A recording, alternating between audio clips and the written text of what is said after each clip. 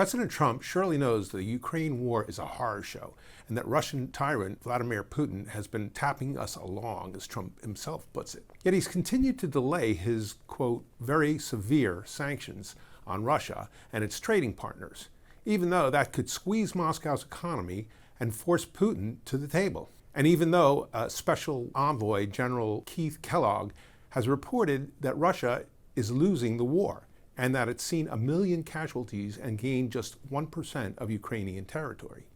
Trump has threatened to roll out those very severe sanctions, which would include steep tariffs on countries that buy oil from Russia, if it failed to agree to a ceasefire within 10 days. But that was months ago.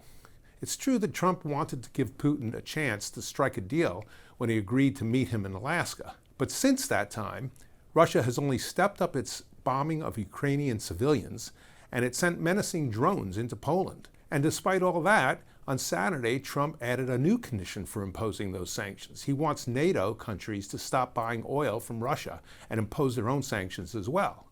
The trouble is, Europe has already curbed its Russian oil imports. Not 100% of them, but then America itself continues to buy some supplies from Russia, like fertilizer, palladium, uranium, totaled about $3 billion last year. Among the NATO countries that Trump directed his message to, Turkey is the largest Russian oil importer.